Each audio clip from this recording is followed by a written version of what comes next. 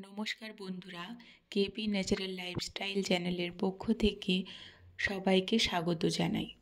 আজ আমি আপনাদের দেখাবো কিভাবে 1 কাপ আটা দিয়ে এত সুন্দর মজাদার একটা সুস্বাদু সন্ধ্যার জলখাবার তৈরি করা যায়।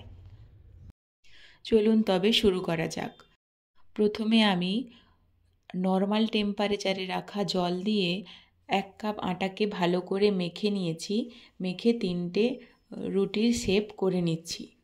রুটির শেপ করা হয়ে গেলেই একটা ছুরির মাধ্যমে লম্বা লম্বা সাইজের আকার দিয়ে কেটে নিচ্ছি। আপনারা চাইলে নিজেদের পছন্দ মতো শেপ দিয়ে কেটে নিতে পারেন।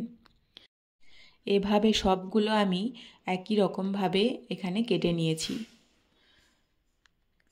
কাটা হয়ে গেলে দেখুন এগুলোকে চাউমিন বা ম্যাগির মতো জলে সেদ্ধ করে নেব।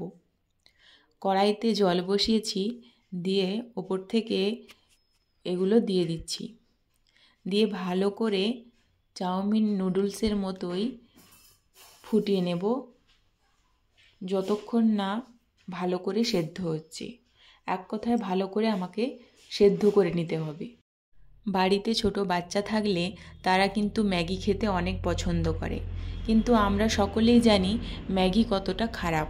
তাই বাচ্চাদের যদি আটা দিয়ে এভাবে আপনি বানিয়ে দেন তাহলে কিন্তু ওরা আর ম্যাগির দিকে তাকাবেই না।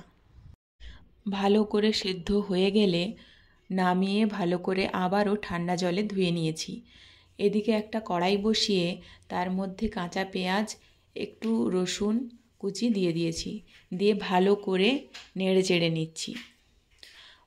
ভালো করে ভাজা হয়ে গেলেই ওর মধ্যে একটা ডিম ফাটিয়ে দিয়ে দিলাম। সামান্য পরিমাণে দিয়ে দিলাম লবণ।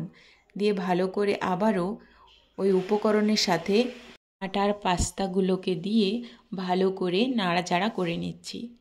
ভালো করে নাড়াচাড়া হয়ে গেলেই আগে থেকে সেদ্ধ করে রেখেছিলাম আলু আর গাজর। এই আলু গাজর দিয়ে আবারও ভালো করে নেড়ে চেড়ে নিচ্ছি। সামান্য পরিমাণ লবণ দিয়ে দিলাম। ভালো করে ভাজা ভাজা করে নিচ্ছি।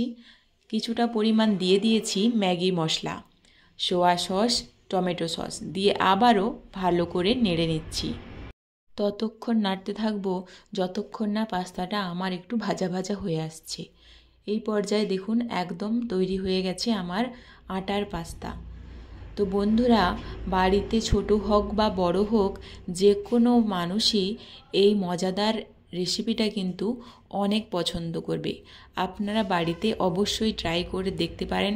আশা করি আপনাদের এই রেসিপিটা অনেকটাই ভালো লাগবে আর অনেকটাই মজাদারও একটা রেসিপি। তো আজকের মতো এটুকুই। ভালো লাগলে অবশ্যই লাইক, কমেন্ট, শেয়ার, সাবস্ক্রাইব করতে ভুলবেন না। ধন্যবাদ।